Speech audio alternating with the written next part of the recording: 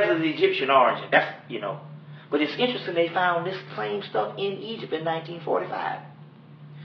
So meanwhile, they killed these... Dead Sea Scrolls you talking about? No, this is called the Nag Hammadi Library of the Gnostic Texts. Are those texts different from... Yeah, the Dead Sea Scroll was found in 1948. This was found in 1945. This is more advanced than the Dead Sea Scrolls. It's more of it. It's more advanced than the Dead Sea Scrolls. We talking about some shit that they can give you 1,000,000 years worth of history in about 4 or 5 pages. That's how advanced it is. We talking about each line of the damn text might scan 100 years within a fucking sentence or two. That's how advanced it is. That's the pharaonic thought I'm talking about. That you couldn't get from the Book of the Dead, but once they translated it into Coptic, we get this, what they were really talking about. And that's when this subordinate deity comes up. But anyway, they bring out this whole Roman thing, and all of a sudden, they got an instrument that they can dominate the world with. Because they have, Paul and them have gone in and tailored this shit, that it can be used both ways.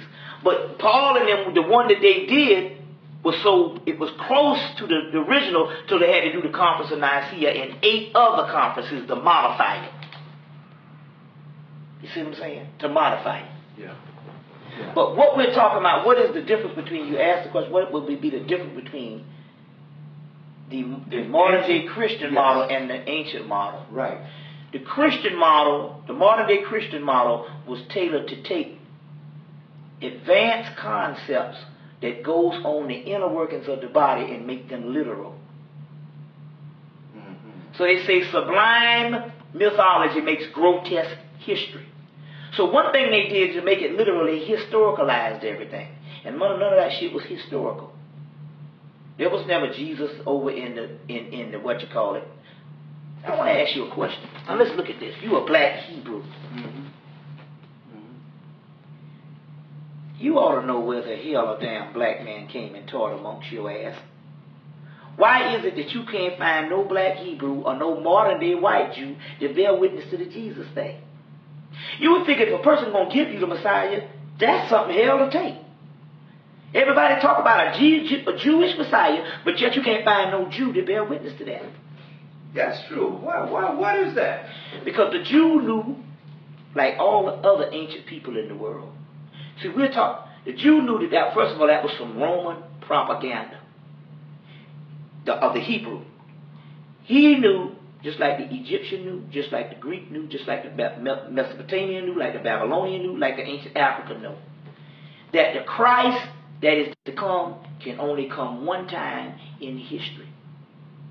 First of all, there's 2 things. First of all, Christ is a title.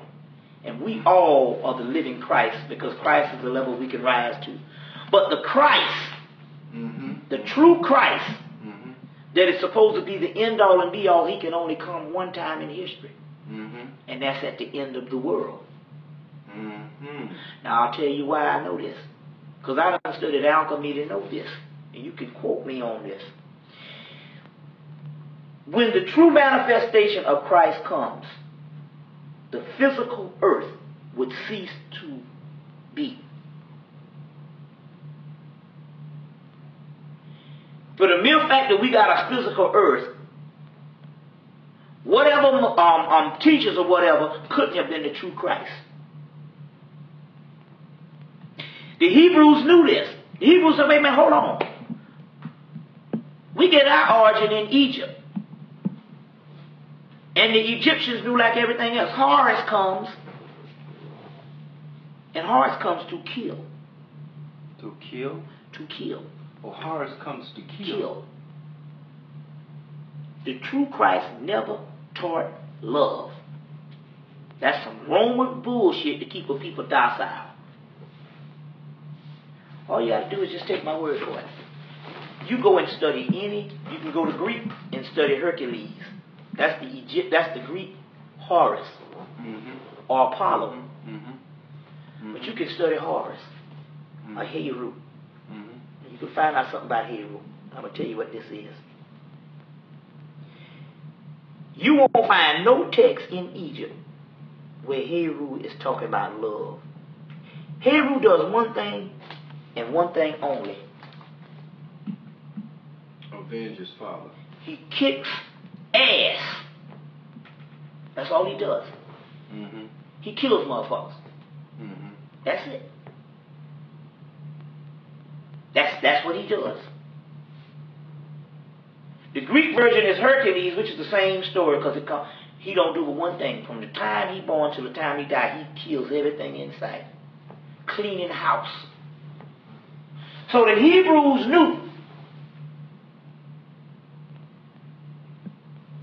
They knew that when they was talking about a person coming back talking about all this love and all this kind of thing, they said the true Christ coming back to kill the world.